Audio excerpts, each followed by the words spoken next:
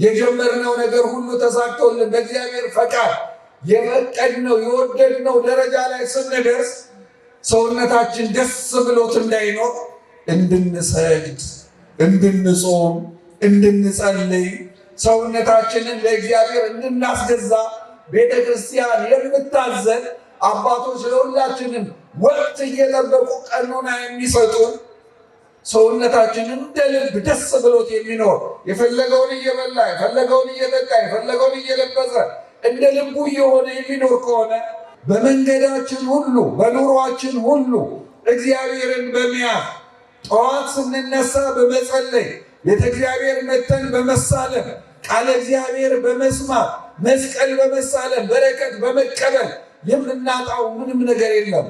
ውሎችንን እናስባርካለን፣ ሕይወታችንን እናስባርካለን፣ ቤታችንን በረከት እናስሞላለን።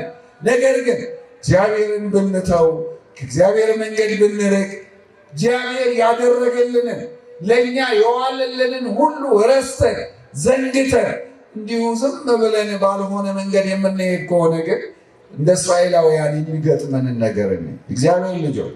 ስለዚህ ወደ እግዚአብሔር በቀረብን ቁጥር እግዚአብሔር ይረዳናል፣ ያግዘናል።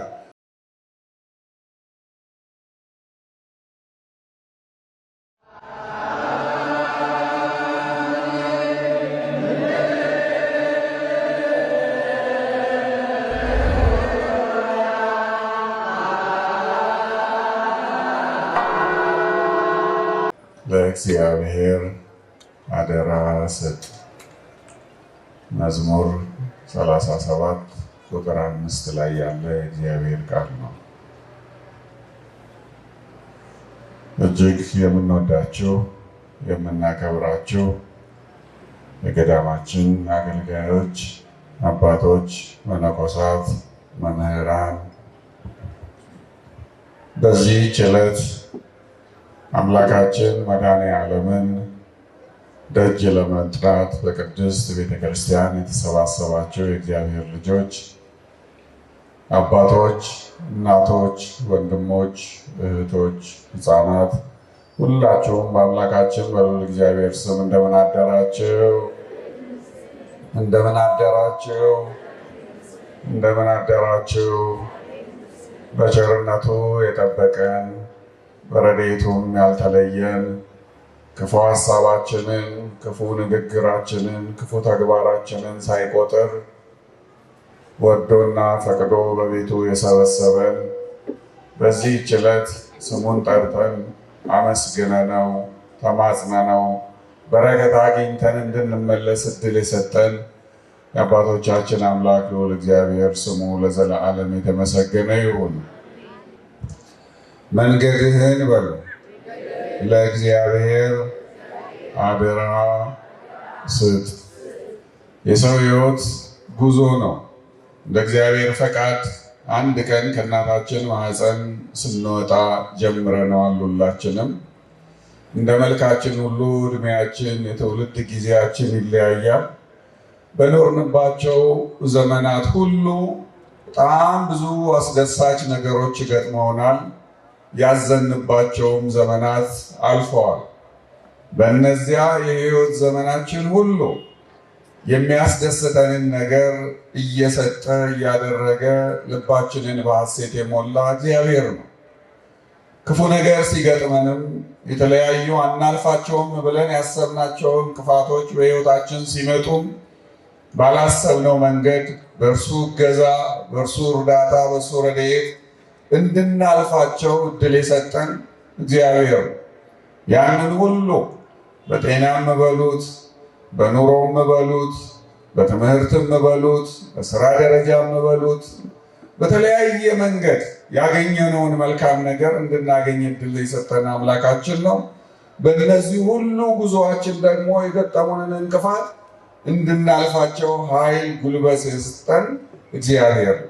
በዚህም ምክንያት ሰው በመንገዱ ሁሉ በሕይወቱ ሁሉ እግዚአብሔርን መያዝ እንዳለበት የሚያስተምረንን ትምህርት መዝሙረኛው ዳዊት ተናግሮናል። በመጽሐፍ ቅዱስ እግዚአብሔርን ይዘው መንገድን የጀመሩ ሰዎች እንደተሳካላቸው፣ እንደሆነላቸው፣ እንደተከናወነላቸው የሚገልጡ ብዙ ታሪኮችን እናነባለን። ዝም ብሎ አይደለም መዝሙረኛው መንገድህን ለእግዚአብሔር አደራ ስጥ ብሎ ለእኛ መልእክትን ያስተላለፈልን፣ ትምህርትን የሰጠን። ምክንያቱም እርሱ መንገዱን ለእግዚአብሔር ሰጥቶ በመሄዱ ሕይወቱ የተከናወነለት በጣም በብዙ ጥበብ የተሞላ እግዚአብሔር በብዙ ጸጋ ያትረፈረፈው ሰው ስለነበረ መንገድን ለእግዚአብሔር በመስጠት እግዚአብሔር የሕይወትን ገጽታ እንደሚባርክ ቋሚ ምስክር ስለሆነ ነው ለእኛ ይህንን ምክር የሰጠን። እግዚአብሔር ልጆች ዛሬ በዚህ ዕለት በዚህ ስፍራ ሁላችንም ተሰብስበናል። የተሰበሰብነው እግዚአብሔር መልካም ነገር ስላደረገልን ለማመስገን፣ ወደ ሕይወታችን የመጡ አስጨናቂ ነገሮች ደግሞ ካሉ ከነዚያ ነገሮች እንዲገላግለን ለመጸለይ ነው። መንገዳችን በመልካም ሲሆን እግዚአብሔርን እናመሰግናለን። በመንገዳችን እንቅፋት ሲገጥመን ደግሞ አምላካችን እግዚአብሔርን እንማጸናለን። ምክንያቱም ከእርሱ ውጭ ረዳት ለእኛ የለንምና፣ ከእሱ ውጭ አጋዥ ለእኛ የለንምና። በዚህ ወር በወርሃ ኅዳር ሊቀ መላእክት ቅዱስ ሚካኤል ሕዝበ እስራኤልን ከግብፅ ሲወጡ እንዴት እንደረዳቸው እንዴት እንዳገዛቸው የሚገልጸውን ታሪክ እየተረክን በዓሉን አክብረናል። እስራኤል በጉዞአቸው እግዚአብሔር እንደረዳቸው እንዳገዛቸው የሚገልጡ ታሪኮችን ስንማር ቆይተናል። እግዚአብሔር በመንገዳችን ከሆነ፣ እግዚአብሔር ከእኛ ጋር ከሆነ የጀመርነው ሁሉ ይከናወንልናል። መንገድን በእግዚአብሔር ፈቃድ መጀመር፣ መንገድን ለእግዚአብሔር አደራ መስጠት መከናወንን እንደሚሰጥ የእስራኤል ታሪክ ያስተምረናል። እስራኤላውያን በኦሪት ዘጸአት ምዕራፍ 12 ላይ ተጽፎ እንደምናነበው ከግብፅ እንዲወጡ እግዚአብሔር መልእክትን ሲሰጣቸው በዚህ አይነት መንገድ ተዘጋጁ ብሎ ምዕራፍ 12 ላይ የፋሲካን በግ እንዴት እንደሚያርዱ፣ በምን አይነት መንገድ እንደሚበሉት፣ እንዴት አድርገው ጉዞአቸውን እንደሚጀምሩ መመሪያ ከሰጣቸው በኋላ እስራኤል እግዚአብሔር እንደሚያግዛቸው፣ እንደሚረዳቸው፣ ከባርነት እንደሚያወጣቸው ተስፋ አድርገው የተጀመረውን እግዚአብሔር ያዘዛቸውን ዝግጅት በአግባቡ አጠናቀቁ። ከዚያ በኋላ እግዚአብሔር ረዳቸው፣ ከግብፅ መውጣት ጀመሩ። የሚገርማቸው ነገር ሲወጡ ቁጥራቸው እጅግ በጣም ብዙ ነው። ቁጥራቸው መብዛቱ ብቻ ሳይሆን ለጉዞ አመቺ በሆነ መንገድ አልነበረም የወጡት። ለምን? ከግብፅ ወደ ከነዓን ጉዞ ሲጀምሩ ሕፃናት አሉ፣ በመካከላቸው በጣም ዕድሜያቸው የገፋ አረጋውያን አሉ። ከዚያ ጥለው መሄድ የሌለባቸው በጣም ብዙ ቁሳቁሶች አሏቸው። እነዚያን ሁሉ የሚደገፉትን እየደገፉ፣ የሚታቀፉትን እያቀፉ፣ የሚሸከሙትን እየተሸከሙ ጉዞአቸውን መጀመር ነበረባቸው። ብዙ ቁጥር ያለው ሕዝብ የተለያየ ዕድሜ ላይ የተለያየ የጤና ሁኔታ ላይ ያለው ሕዝብ ነው ከግብፅ ወደ ከነዓን ለመግባት መንገዱን የጀመረው። ነገር ግን ማንን ይዘው ነበር? ማንን ይዘው ነበር? እግዚአብሔር። ምክንያቱም እግዚአብሔር በዚህ አይነት መንገድ ተዘጋጁ፣ እኔ አብሬያችሁ እሆናለሁ፣ አወጣችኋለሁ፣ ወደምትፈልጉት ነፃነት ወደምታገኙበት ስፍራ አደርሳችኋለሁ ብሎ ቃል ገብቶላቸው ስለነበረ እግዚአብሔር ያዘዛቸውን ስላደረጉ እግዚአብሔር በጉዞአቸው ከነርሱ ጋር ነበረ። እግዚአብሔር ከነሱ ጋር በነበረበት ሰዓት በጉዞአቸው ምንም የገጠማቸው ችግር አልነበረም። መንገዱ ለእነርሱ አድካሚ አልነበረም። ብዙ ሀብት ይዘዋል፣ ብዙ ንብረት ይዘዋል። ከግብፃውያን ቤት የወሰዱት በጣም ብዙ ወርቅና ብር የከበረ ዕቃ ሁሉ ነበረ። ያንን ሁሉ ይዘው እየተጓዙ ሳለ እግዚአብሔር እያገዛቸው በመንገዳቸው ሁሉ እየመራቸው እየሄዱ ሳለ ቀይ ባህር ጋር ደረሱ። ይህ ሁሉ ሕዝብ ይህንን ባህር እንዴት ይሻገረዋል ብለው በሰውኛ ማሰብ መጨነቅ ጀመሩ። ቅድም እንደነገርኳችሁ በመካከላቸው ብዙ አረጋውያን አሉ፣ ብዙ ሕፃናት አሉ። ወጣቶቹ መዋኘት የሚችሉት ጉልበት ያላቸው ዋኝተን እንሻገራለን ቢሉ እንኳን ሕፃናቶቻቸውን ማሻገር አይችሉም ነበር። ሽማግሌዎቻቸውን ማሻገር አይችሉም ነበር። ይዘው የወጡትን ቁሳቁስ በቀላሉ ማሻገር አይችሉም ነበር። እንዴት እንሆናለን ብለው ሲጨነቁ ማን ከነርሱ ጋር ነበረ? እግዚአብሔር። እግዚአብሔር ከፊት እስከመራን ድረስ፣ እግዚአብሔር በመንገዳችን አብሮን እስከሆነ ድረስ በእኛ ዘንድ ምንም የሚያስጨንቅ ነገር አይኖርም።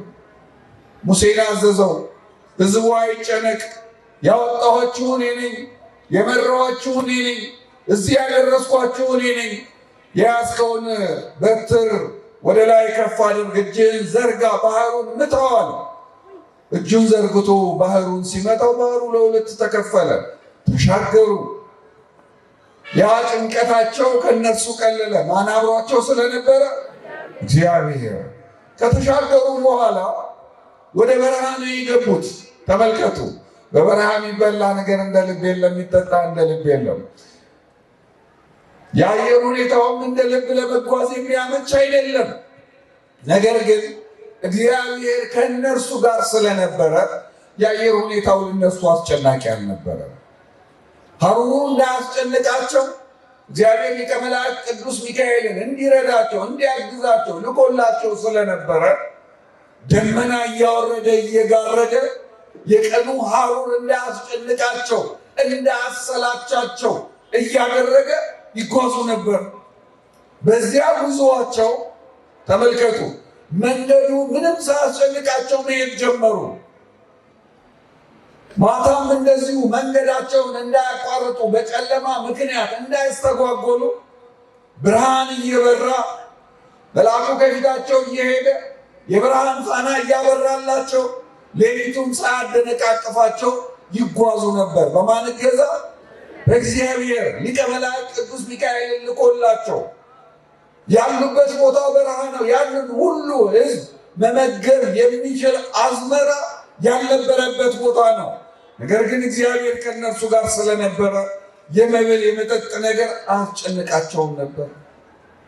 የሚበላውን ከሰማይ ያወርድላቸው ነበር። በረሃ ላይ ከሚገኝ አለት ውሃ እያፈለቀ ያጠጣቸው ነበር። በዚህ አይነት ተአምር ይንከባከባቸው፣ ያግዛቸው፣ መንገዳቸውን ያከናውንላቸው ነበር።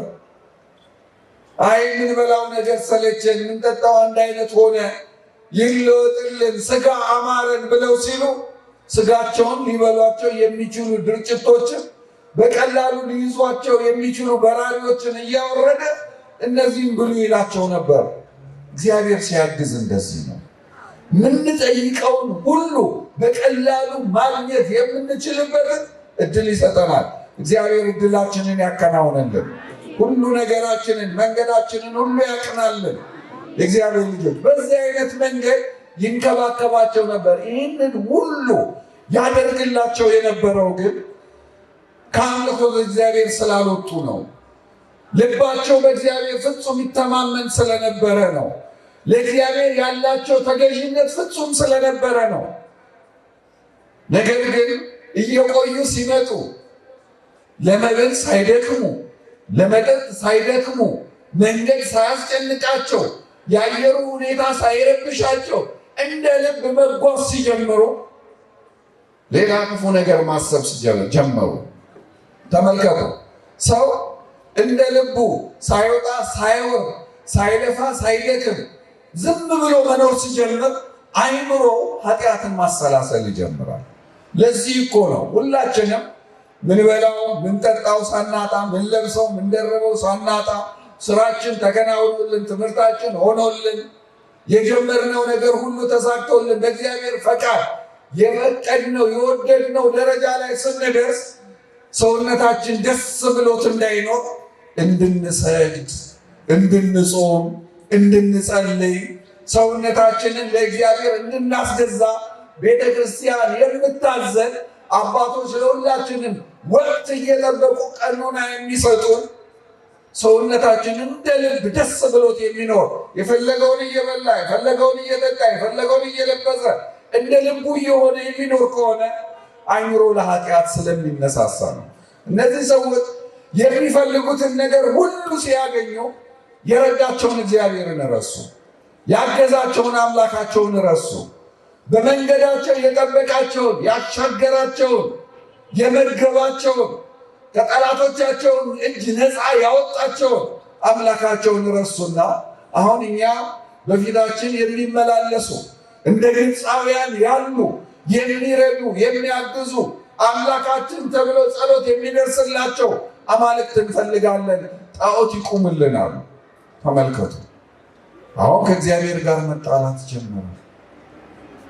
መንገዳቸውን ለእግዚአብሔር አደራ በሰጡበት ወቅት ሁሉ ማን እያገዛቸው ነበረ? እግዚአብሔር። አሁን ሌሎች አማልክትን ፈለጉ፣ ከእግዚአብሔር መለየት ፈለጉ። ሌሎች አማልክትን ስራልን። አሮን ደነገጠ። እንዴ ያገዛችሁ የረዳችሁ እዚህ ያደረሳችሁ አምላካችሁ እያለ እንዴት ሌሎች አማልክትን ትፈልጋላችሁ ብሎ አላቸው። በጣም ሲያስጨንቁት እንግዲያውስ በየመረባችሁ የያዛችሁትን ወርቅ አውጡና ስጡኝ፣ ያንን አቅልጬ እሰራለሁ አለ። እነዚህ ሰዎች በጣም ስስታሞች ናቸው። በታሪክ እስካሁን ድረስ ያለው ትውልዳቸው ስስታም ነው። ያለውን ነገር አውጥቶ አሳልፎ የሚሰጥ አይደለም። ነገር ግን ክፉ መንፈስ ውስጣቸው አድሮ ስለነበረ ያንን የስስት መንፈስ አውጥቶ ጣዖት እንዲያመልኩ የበለጠው ኃጢአት ላይ እንዲወድቁ ስለፈለገ ከመሐረባቸው እየፈቱ የነበራቸውን ወርቅ ሁሉ አውጥተው ሰጡት። ከዚያ በኋላ ጥጃ ሆኖ ወጣላቸው። ያንን ማምለክ ጀመሩ። ከማን ጋር ተጣሉ? ከእግዚአብሔር ጋር ተጣሉ። እግዚአብሔር ተዋቸው። እግዚአብሔር ሲተዋቸው ያ በረሃ ትክክለኛ መልኩን አመጣ። በበረሃ ውሃ አለ፣ በበረሃ ምግብ አለ፣ በበረሃ ሐሩር ነው ያለው። የሚበላ የሚጠጣ ነገር የለም። እግዚአብሔር ተዋቸው። ያ በረሃ ትክክለኛ ገጽታውን አመጣባቸው። በጣም ያቃጠላቸው ጀመር። ይርባቸው ይጠማቸው ጀመር። ከዚያ በላይ ደግሞ በረሃው የእባቦች መርመስመሻ ሆነ። እነዚያ እባቦች ተነስተው በበረሃ የነበሩትን እግዚአብሔር አግዞ ከግብፅ ያወጣቸውን እስራኤላውያንን ጠቅላላ ነደፏቸው። ብዙዎቹ ሞቱ። ሌሎቹ ለሞት እያጣጣሩ በድንኳኖቻቸው ውስጥ ሁሉ ተኝተው ማቃሰት መጮህ ጀመሩ።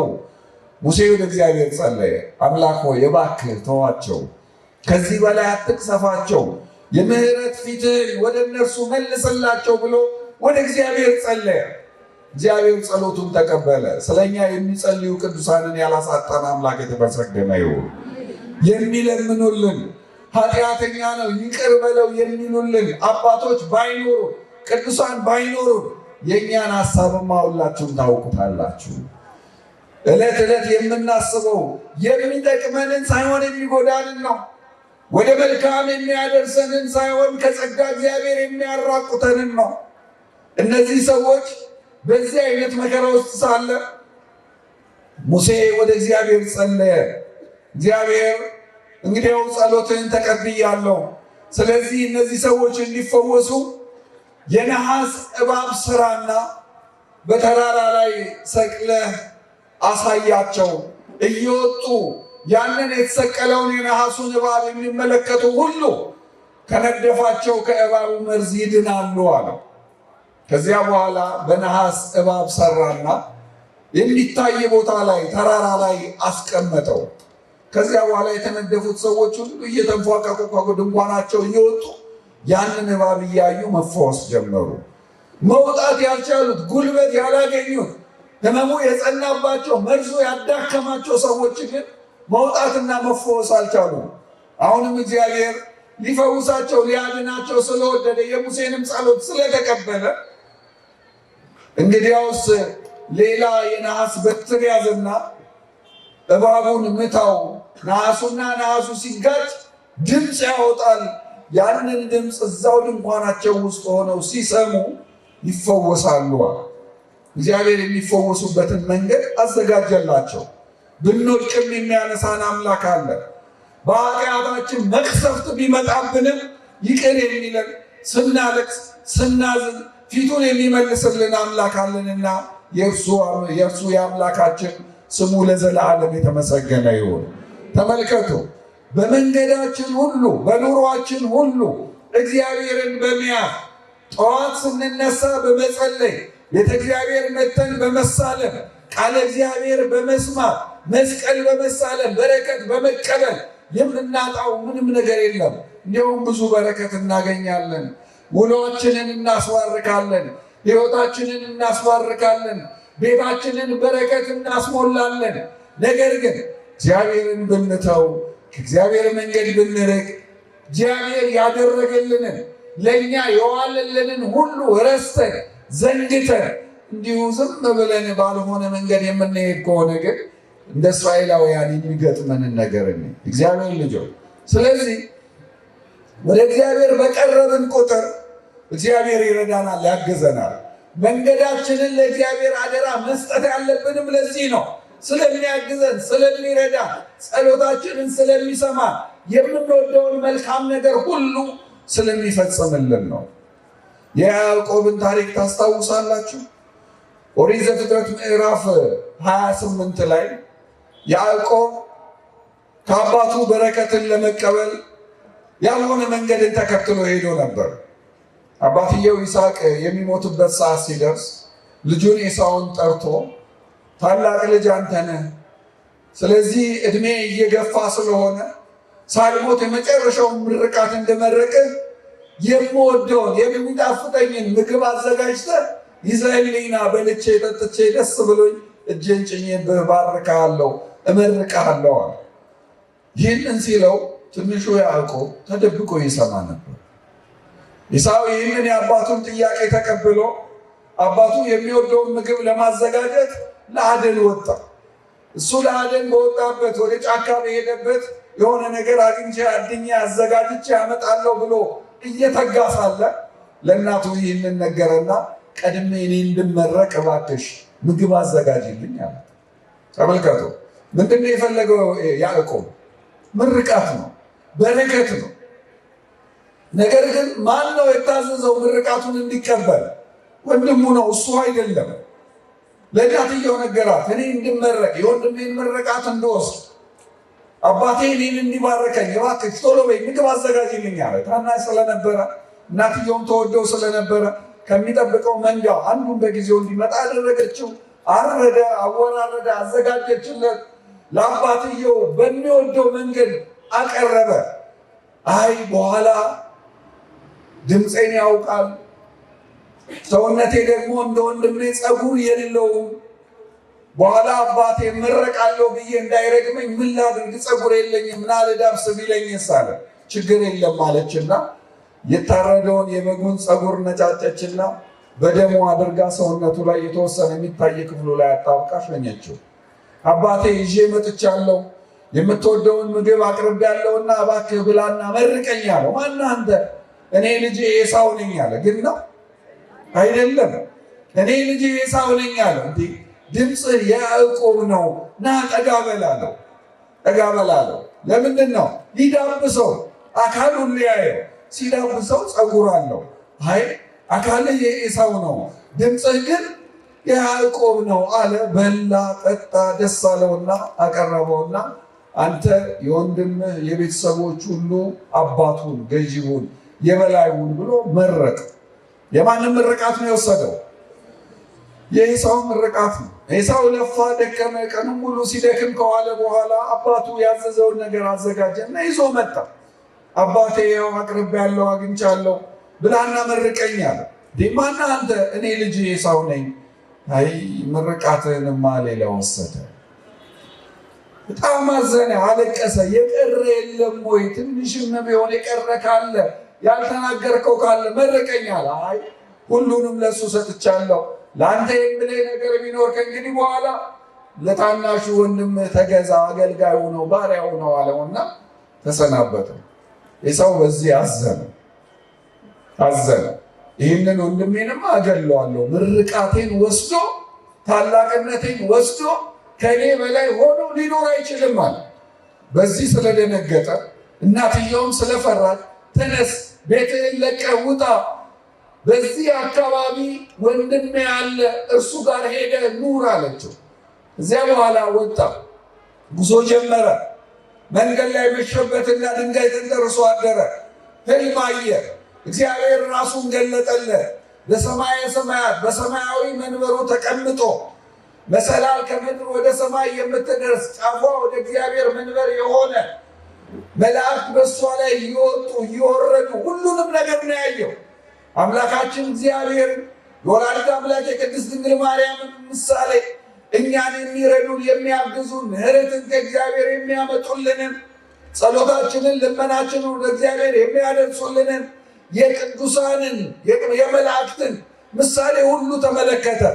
ልክ ጠዋት ከእንቅልፉ ሲነቃ ይሄ ቦታ የእግዚአብሔር ደጅ ነው፣ እግዚአብሔር ፈቅዶ ሀብት ሰጥቶኝ ታላቅ አድርጎኝ ቢመልሰኝ እጄ ላይ ዛሬ ምንም የለም እንጂ በዚህ ቦታ ላይ መሠዊያ እሰራለሁ፣ እግዚአብሔር የሚመሰገንበት እግዚአብሔር የሚከበርበትን መስዋዕት ሰርቼ እግዚአብሔርን በዚህ ቦታ አስመሰግናለሁ ብሎ ለራሱ ቃል ገብቶ እዚያ ድንጋይ ላይ የተንተራሰው ድንጋይ ላይ ዘይት አፍስሶ ምልክት አድርጎበት ባርኮት ሄደ ይላል። ተመልከቱ።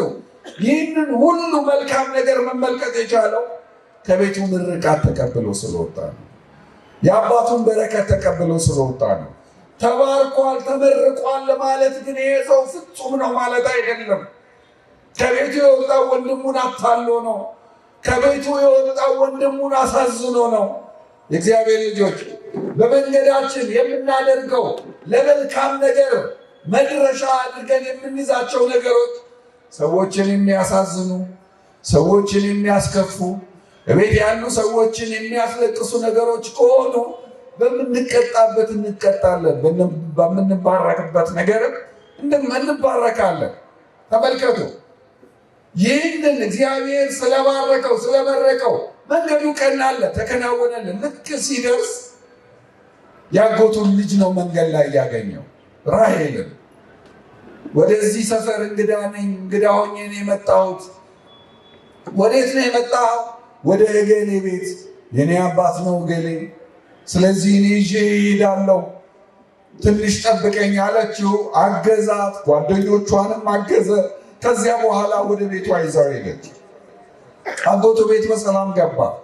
በመንገዱ ማን ከእርሱ ጋር ስለነበረ እግዚአብሔር ስለተመረቀ እግዚአብሔር አብሮት ነበረ። ስለተባረከ እግዚአብሔር አብሮት ነበረ። የሚፈልገው ቦታ ላይ አደረሰው።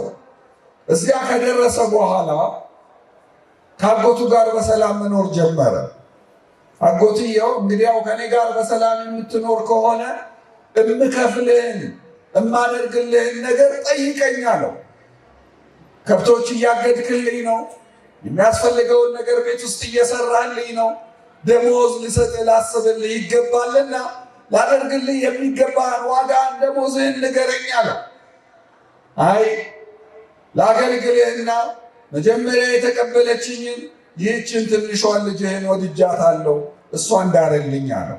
አይ እሷን እንድድርልህማ ከፈለግ 7 ዓመት አገልግለኝ አለው። 2 ልጆች ነው ያሉት ላባ አጎቱ፣ ራሔልና ልያ። እሱ የጠየቀው ታላቋን አይደለም ታናሿን ነው። ወድጃታለሁና እሷን ስጠኝ አለው። ሰጠው። ከዚያ በኋላ 7 ዓመት ከተገዛ በኋላ ዘመኑ ደርሷልና ልጅህን ዳርልኝ አለው። እሺ ምን ችግር አለ አለ። ሰዎች ጠራ፣ አበላ፣ አጠጣ፣ ሰርጉን ደገሰና ወደ ጫጉላ ቤት ሲገቡ ትንሿን ሳይሆን ትልቋን ሰጠው። በጨለማ አድሮ ሲያዩት ትልቋ ነች። አጎቱ ላይ በጣም አዘነ። እሱ ከቤቱ ምን አድርጎ ነበር የወጣው? አታሎ ነው የወጣው። አባቱን አታሎ ነው የወጣው። ወንድሙን አታሎ ነው የወጣው። ጊዜ ደረሰና ደግሞ እሱ የሚታለልበት ዘመን ደረሰ። ተመልከቱ። ምን መልካም ሰዎች ብንሆን፣ ምን ለእግዚአብሔር የቀረብን ሰዎች ብንሆን፣ ጸሎተኞች ብንሆን፣ የበረከት ሰዎች ብንሆን፣ ባጠፋነው ጥፋት፣ በተናገርነው ክፉ ነገር፣ ባሰብናቸው ክፉ ሀሳቦች አንድ ጊዜ እግዚአብሔር እኛን የሚቀጣበት ዘመን ይመጣልና ለምናደርጋቸው ለእያንዳንዳቸው ክፉ ነገሮች መልስ የምንቀበልባቸው ዘመኖች ስላሉ ሕይወታችንን በጥንቃቄ ልንመራ ይገባል። መንገዳችንን ንጹሕ ልናደርግ ይገባል። እዚህ ላይ እሱ ከቤቱ አታለው እንደወጣ ሁሉ አጎቱ አታለለው። ለምን አታለልከኝ? እኔ የጠየቅኩ ትንሿን ነበር፣ አንተ ትልቋን ሰጠኸኝ አለው። አይ በሀገራችን ባህል ትልቋ ሳትዳር ትንሿ አትዳርም። ከወደድክ ከፈቀድክ ትንሿንም እሰጥሃለሁ። ሌላ 7 ዓመት አገልግለኝ አለው። 7 ዓመት አገለገለው። ተመልሶ ትንሿን እንደገና የወደዳትን ሰጠው። እግዚአብሔር አሁንም ላጠፋው ጥፋት ንስሐ ስላልገባ ወንድሙን በማሳዘኑ አባቱን በመዋሸቱ ስላልተጸጸተ የበደለኝነት ስሜት ስላልተሰማው ከቅጣት አልተመለሰም። ያልወደዳት ልያ ትወልድ ነበር። የወደዳት ራሔል ግን ልጅ አልባ ሆና ነበር። መውለድ አትችልም ነበር። አለመውለዷ ብቻ አይደለም፣ ታስጨንቀው ነበር። ልቡን ታሳዘነው ነበር። ለምንድን ነው ለእኔ ልጅ የማትሰጠኝ? ለእሷ ልጅ እየሰጠ እኔ እግዚአብሔር አይደለሁም? ልጅ የምሰጥ እኔ አይደለሁም? ማኅፀንን የሚባርክ ማን ነው? እግዚአብሔር ነው። ሲፈቅድ ነው፣ እሱ ሲወድ ነው። እኔ ምንም ላደርግልሽ አልችልም እያለ ታስጨንቀው ነበር። መውለድ ሳትችል ስትቀር ከራሷ አገልጋዮች እንዲወልዱ ሁሉ ታደርገው ነበር። ተመልከቱ። በዚህ አይነት መንገድ የወደዳት ለእኔ ትሆናለች ያላት የፈለጋ ሕይወቱን በደስታ የምትሞላለት ሳትሆን በሐዘን የምትሞላበት ሴት ሆና ብዙ ታስጨንቀው ነበር። በዚህ የተነሳ በጣም እያዘነ ይኖር ነበር። በመጨረሻው ሰዓት አንድ ልጅ ወለደች፣ ደስ አለው። ሁለተኛ ልጅ ወለደች። ደስ ብሎት ሕፃኑን ሊያቅፍ ሲመጣ እሷ ግን በወሊድ ምክንያት ሞተች። ተመልከተው እግዚአብሔር እንዴት እየተበቀለው እንደሆነ። በመንገዳችን ሁሉ በሕይወታችን ሁሉ ያደረግናቸው መልካም ነገሮች የበረከት ምላሽ እንዳላቸው ሁሉ የምናደርጋቸው ክፉ ነገሮችም ሁሉ የቅጣት ምላሽ አላቸው። በዚህን ሰዓት ያዕቆብ ወደ ልቡ ተመለሰ። እንዴ እስከ መቼ ድረስ በዚህ አይነት መንገድ እየተጨነኩ ኖራለሁ?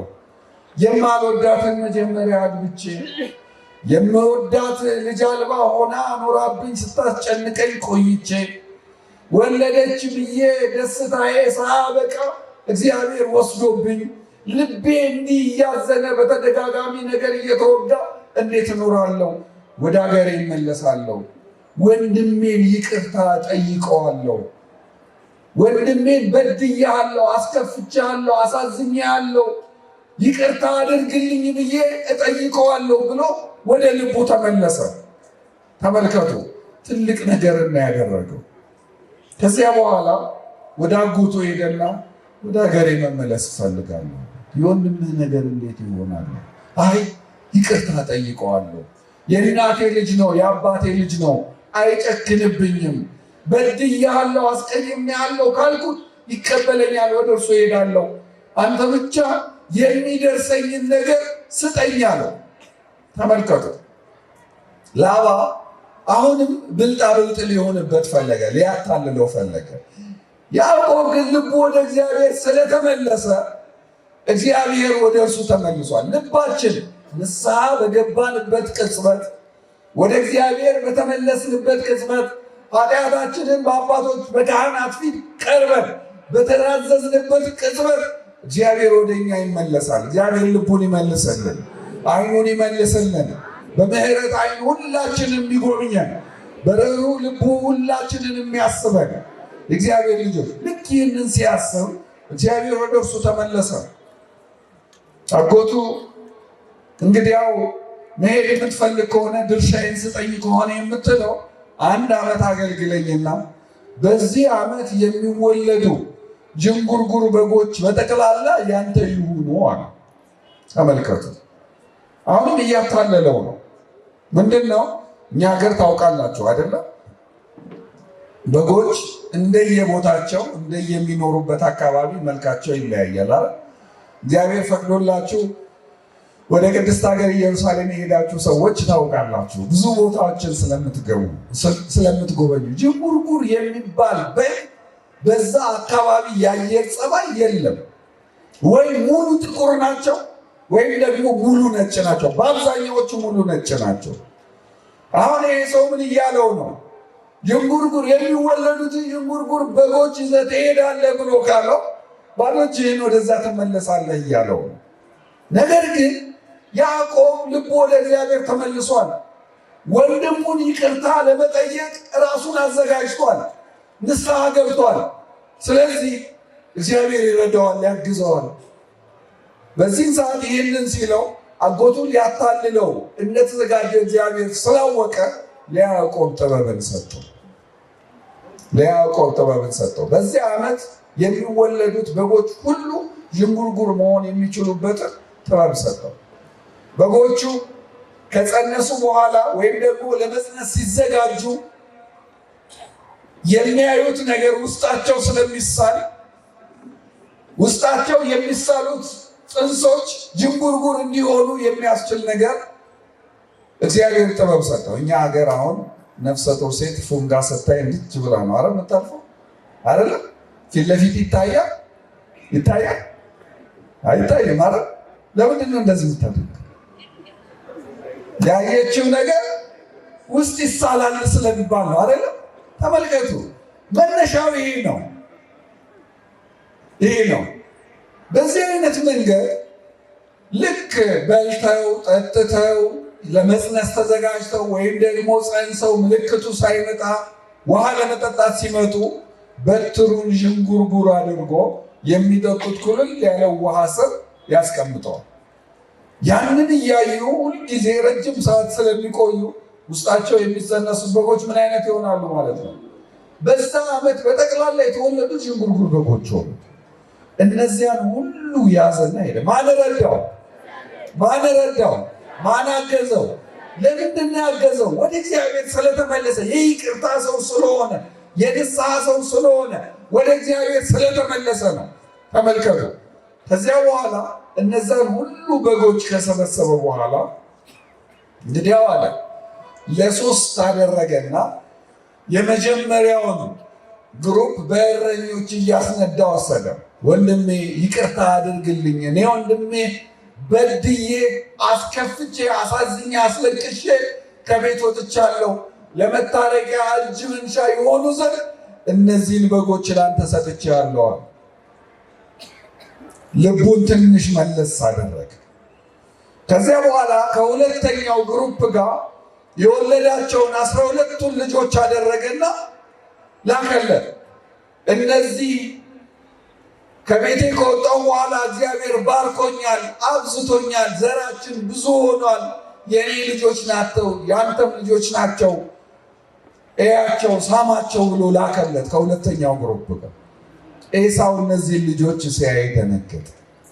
ምን ብንጠላው፣ ምን አሳዘነን ብንለው፣ ምን አስከፋን ብንለው ወንድማችን እህታችን ልጆቻቸውን ስናይ እንሳሳለን። እነዚህ ልጆች እያቀፈ እያዘነ ቆየ። ከሶስተኛው ግሩፕ ጋር እሱ መጣ። ተቃቅፈው ለረጅም ሰዓት ቆዩ። ተመልከቱ። ማነው ይህንን ጥበብ የሰጠው ለያዕቆብ? እግዚአብሔር ነው። አያችሁ፣ በመንገዳችን እግዚአብሔርን በያዝን ቁጥር እግዚአብሔር ይባርከናል፣ ሁሉንም ነገር ያስተካክልልናል፣ ያቀናልናል። በመንገዳችን እሱን ካልያዝን የራሳችንን ጥበብ፣ የራሳችንን ብልጣብልጥነት፣ የራሳችንን እውቀት ብቻ መሰረት አድርገን የምንንቀሳቀስ ከሆነ ግን እግዚአብሔር እያንዳንዷን የምንተላለፋትን ሕግ ሁሉ ይቆጥርብናል። እግዚአብሔር ኃጢአታችንን አይቁጠርብን፣ መተላለፋችንን አይቁጠርብን። መድኃኔዓለም በቸርነቱ በይቅርታ ሁላችንን የሚያይ እግዚአብሔርን የያዘ ሰው በዚህ አይነት መንገድ ነው። ባለፈው ሳምንት የተነበበልንን ወንጌል ታስታውሳላችሁ። መድኃኒታችን ኢየሱስ ክርስቶስ ከደቀ መዛሙርቱ ጋር ወደ አንድ ቦታ ሲሄዱ በታንኳ ተሳፍረው ይሄዱ ነበር። በታንኳ ውስጥ ማን ነበረ? ኢየሱስ ክርስቶስ ነበረ፣ ደቀ መዛሙርቱም ነበሩ። ነገር ግን በመንገድ እየሄዱ ሳሉ አውሎ ነፋስ ተነሳ፣ ማዕበል ተነሳና መርከቧን ማነዋወጥ ጀመረ። ከዚያ በኋላ ደቀ መዛሙርቱ ደነገጡ። ማዕበሉ ሊያጠፋቸው እንደሆነ ተሰማቸው። ከዚያ በኋላ ጌታ ሆይ ልንጠፋ ነው፣ አድነን እያሉ ቀሰቀሱት ይላል። ጌታ ተነሳ፣ እናንተ እምነት የጎደላችሁ ብሎ እምነታቸውን ከገሰጸ በኋላ አለማመናቸውን ከገሰጸ በኋላ ነፋሱን ገሰጸው፣ ማዕበሉን ጸጥ አደረገው። በጉዞአቸው ሊገጥማቸው የነበረው መከራ፣ አስጨናቂ ነገር ሁሉ ከነሱ ራቀላቸው። እግዚአብሔር ሰዎች እግዚአብሔርን ይዘው መጓዛቸው፣ ኢየሱስ ክርስቶስን ይዘው መጓዛቸው ሊመጣባቸው ከነበረው መከራ ሁሉ አዳናቸው፣ ነፃ አወጣቸው። እግዚአብሔርን ይዘን የምናደርገው ጉዞ በመሃል የተለያዩ እክሎች ቢገጥሙን፣ እንቅፋቶች ቢገጥሙን እንኳን እነዚያ እንቅፋቶች እኛን ለክፉ አሳልፈው የሚሰጡ አይሆኑም። ለምን? እግዚአብሔር ስለሚያግዘን፣ አምላካችን ስለሚረዳን፣ ይዘን የምንሄደው የያዝነው አምላካችን ስለሚያግዘን እነዚያ አስጨናቂ ናቸው ያልናቸው ክፉ ነገሮች ሁሉ ከሕይወታችን ይርቃሉ። ሐዋርያው ቅዱስ ጳውሎስም ወደ ሮም በሚጓዙበት ሰዓት እግዚአብሔር መጀመሪያ እርሱ ጸሎት አድርጎ ነው የጀመረው ጉዞውን። ጸሎት አድርጎ ቃለ እግዚአብሔርን ለሕዝቡ አስተምሮ ከእግዚአብሔር ጋር ተነጋግሮ መንገዱን እንዲያቀናለት ለምኖ ነው የጀመረው። በመንገዳቸው ግን በጣም ብዙ አስጨናቂ ነገር ገጥሟቸው ነበር። በጣም አስጨናቂ አውሎ ነፋስ፣ አስጨናቂ የአየር ሁኔታ፣ ማዕበል እያስጨነቃቸው ሳለ አብረው የተሳፈሩትን ሰዎች አይዟችሁ፣ ከኛ መካከል ማንም ሰው በሕይወት እንደማይጎዳ፣ ችግር እንደማይደርስበት እግዚአብሔር አመልክቶኛል። በጸሎቴ ሰዓት መልስ ሰጥቶኛል። በሰላም እንደርሳለን፣ ያለምንም ጭንቀት እንደርሳለን። አይዟችሁ፣ በመንገዳችን እግዚአብሔር አብሮን ስላለ በሰላም እንደርሳለን አላቸው። ያንን ሁሉ ማዕበል አልፈው፣ ያንን ሁሉ አስጨናቂ የአየር ሁኔታ አልፈው ወደ አንዲት ደሴት ደረሱ ይላል። ወደ ማልታ ደረሱ። እዚያ ከደረሱ በኋላ ከብርድ ከአስጨናቂ ነገር ሁሉ ወጥተው ስለነበረ እንጨት ሰበሰቡና አቀጣጥለው መሞቅ ጀመሩ። በአጋጣሚ የሰበሰቡት እንጨት መካከል አንዲት መርዛማ እባብ ነበረች። ያቺ እባብ ሙቀቱ ሲሰማት ወጣችና ቅዱስ ጳውሎስን እጁን ነከሰችው። መርዛማ እባብ ስለነበረች ያውቁ ስለነበረ አይ ይሄ ሰው ኃጢአተኛ ቢሆን ነው ያንን ሁሉ ማዕበል፣ ያንን ሁሉ አስጨናቂ ጉዞ በሰላም ካለፍን በኋላ ይሄው ለመርዘኛ እባብ አሳልፎ ሰጠው ብለው ፈረዱበት። ተመልከቱ፣ በውስጣቸው ፈረዱና ካሁን ይሞታል፣ ካሁን ተዝለፍልፎ ይወድቃል ብለው ሲጠብቁት ፊቱ እያበራ ገጹ እያበራ መጣ። እንደውም ያችን እባቧን ከእጁ ላይ ወረወረና እሳቱ ውስጥ ከቶ እንድትቃጠል አደረጋት። እነዚህ ሰዎች ይሞታል ብለው ነበር የሚጠብቁት። ካሁን ይወድቃል፣ ሕይወቱን ያጣል ብለው ነበር የሚጠብቁት። ግን እንደዚህ አልሆነም። እባቧን አቃጠላት። እርሱ ግን በመካከላቸው ቆሞ ነበር። ማንን ስለያዘ? እግዚአብሔርን ስለያዘ። እግዚአብሔር ሰዎች እግዚአብሔርን የምንይዝ ከሆነ ኑሯችን ሁሉ ይቀናልናል። በየዓመቱ የነቢዩ የዮናስን ታሪክም እንማራለን። ዮናስ እግዚአብሔር ንስሐ እንዲገቡ ወደ እግዚአብሔር እንዲመለሱ የነነዌ ሰዎችን እንዲያስተምር እንዲሰር ልኮት ሳለ እሱ ግን ወደ ተርሴስ በምትሄድ መርከብ ተሳፍሮ ይሄድ ነበር ይላል። ተመልከቱ፣ እግዚአብሔር የላከው ወደ ሌላ ቦታ ነው፣ እርሱ የሚሄደው ግን ወደ ሌላ ቦታ ነው። እግዚአብሔርን ጥሎ እየሄደ ነው ማለት ነው። ከዚያ በኋላ እግዚአብሔር ከነሱ ራቀ። ማዕበል አስጨነቃቸው፣ ለመጥፋት ደረሱ። አብረውት ይጓዙ የነበሩ ሰዎች የያዟቸውን ንብረቶች ሁሉ እያወጡ ድንገት መርከቧ ቀለል ስትል ነፃ ስትሆን እንደ ልብ መጓዝ እንችል ይሆናል ብለው አስበው ንብረታቸውን ሁሉ እያወጡ ውሃ ውስጥ ጣሉ። በማን ኃጢአት ምክንያት? በዮናስ። በማን አለመታዘዝ ምክንያት? በዮናስ። እግዚአብሔር እንዳላዘዘው ቦታ እየሄደ ስለነበረ፣ እሱ ግን ተኝቶ ነበር። ቀሰቀሱትና አንተ እባክህ አምላክህን ስም ጥራ አሉት። ልንጠፋ ነው፣ ንብረታችን አለቀ፣ ሕይወታችን ነው የቀረው፣ ምን ትጠብቃለህ አሉ። እንዴ ይህ ሁሉ መከራ ከመጣማ በእኔ ምክንያት ነው። እኔ ነኝ ለእግዚአብሔር ያልታዘዝኩት። ወደ እግዚአብሔር ወዳላዘዘኝ ቦታ ነው እየሄድኩ ያለሁት። ከእግዚአብሔር መንገድ ወጥቻለሁ። እኔን አንሱና ጣሉኝ አለ። እኔን አንሱና ወርውሩኝ አለ። ደነገጡ። አይ አናደርገውም፣ የእግዚአብሔር ሰው ከሆንክማ አንተን አንጥልም፣ ዕጣ እንጣል ተባባሉ። ዕጣ ሲጣጣሉ ራሱ ላይ ወደቀ። እግዚአብሔር ወዳላዘዘው ቦታ ስለነበር የሚሄደው አንስተው ጣሉት። አሳ ነባሪ ዋጠው። እግዚአብሔር ያዘጋጀው አሳ አንበሪ ወሰደው፣ ወደ እግዚአብሔር ወዳዘዘው ቦታ ተፋው። እነዚህ ሰዎች ግን በሰላም መጓዝ ጀመሩ። የእግዚአብሔር ሰዎች የእነዚህ ሁሉ የመጽሐፍ ቅዱስ ታሪኮች መሰረት መንገዳችንን ከእግዚአብሔር ጋር ብናደርግ በኑሮአችን፣ በሕይወታችን፣ በእያንዳንዳቸው በጀመርናቸው ነገሮች እግዚአብሔርን የምናስቀድም ከሆነ እንደሚሳካልን ነው። ማንኛውንም ነገር ብንጀምር አዋቂ ነኝ ብለን፣ ሀብት አለኝ ብለን፣ ጤና አለኝ ብለን፣ ይህንን ማድረግ የምችልበት ስልጣን አለኝ ብለን ማንኛውም ነገር ብንጀምር እግዚአብሔር ከኛ ጋር ካልሆነ ማሳካት አንችልም፣ ማሸነፍ አንችልም፣ ከዳር ማድረስ አንችልም። ስለዚህ በጉዞአችን ማን ከኛ ጋር ይሆን? እግዚአብሔር። የእግዚአብሔር ሰዎች ማንኛውንም ስራ ስንጀምር እግዚአብሔርን ይዘን እንጀምር። ማንኛውንም ጉዞአችንን ስንጀምር ስለ እግዚአብሔርን ጠርተን እንጀምር። ሕይወታችንንም እንደዚሁ እግዚአብሔርን ይዘን እንቀጥለው። ሕይወት ጉዞ ነው። እንዳልኳችሁ አንድ ቀን ከእናታችን ማህፀን አልቅሰን ወጥተን የጀመርነው ጉዞ ነው። መቼ እንደምናበቃው መቼ እንደምናጠቃልለው አናውቅም።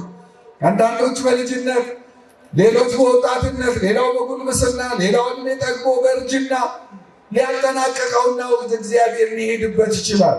በዚህ ሁሉ ዘመናችን ግን እግዚአብሔርን የምንይዝ ከሆነ ሕይወታችን ይባረካል፣ ኑሮአችን ይባረካል። ዛሬ ችግር ላይ እየወደቅን ያለነው አንድ ነገር ላይ አለን የምንለው የኛ ነው የምንለው ነገር ላይ ስለምንተማመን ነው። የኛ ነው ያልነውን የሰጠን ማን ነው? ማን ነው? እግዚአብሔር ነው። የነገደው ሁሉ ያተርፋል እንዴ? ውጤታማ ይሆናል እንዴ? አይሆንም። በንግዳችን የረዳን ያገዘን ውጤታማ እንድንሆን ከኛ ጋር የሆነው እግዚአብሔር ነው። ጥሩ ሰራተኛ ሁሉ ይሾማል? ባለስልጣን ይሆናል? አይሆንም። ያንን ማዕረግ በሰዎች ፊት እንድናገኝ የሚያደርገን ግርማ ሞገስ የሚሆነን እግዚአብሔር ነው። ተመልከቱ፣ የተማረ ሁሉ ውጤታማ መሆን ይችላል? አይችልም። የልጆቻችንን ታሪክ ሁላችንም እናውቃለን። ቁጭ ብለው ያነባሉ፣ ያጠናሉ፣ ያሰላስላሉ። ሁሉም ግን ያሰቡት ደረጃ ሊደርሱ አይችሉም። ማን የፈቀደለት ነው የሚደርሰው? እግዚአብሔር። እኛ ባጠና ነው አይደለም፣ እኛ በለፋ ነው በደከም ነው አይደለም። ጥረት አያስፈልግም እያልኳቸው አይደለም። ጥረታችን ላይ፣ ድካማችን ላይ፣ ልፋታችን ላይ የማን እርዳታ መጨመር አለበት? የእግዚአብሔር። የእግዚአብሔር እርዳታ የሚጨመረው ደግሞ እርሱን ተስፋ አድርገን ስንኖር ነው። በኑሮአችን በጉዞአችን ሁሉ እግዚአብሔርን እንያዝ። መንገድህን ለእግዚአብሔር አደራ ስጥ ተብሏልና ኑሮአችንን ሕይወታችንን ለእግዚአብሔር አደራ ሰጥተን የበረከት ሕይወት እንዲኖረን ኑሮአችን፣ ሕይወታችን፣ ቤታችን፣ ሀገራችንን ሁሉ እንዲባረክልን የአምላካችን የልዑል እግዚአብሔር ቅዱስ ፈቃዱ ይሆንልን። የሰማነውን ይባርክልን። መድኃኔዓለም ቤታችንን በረድኤት ይጎብኝልን። እግዚአብሔር ይስጥልን።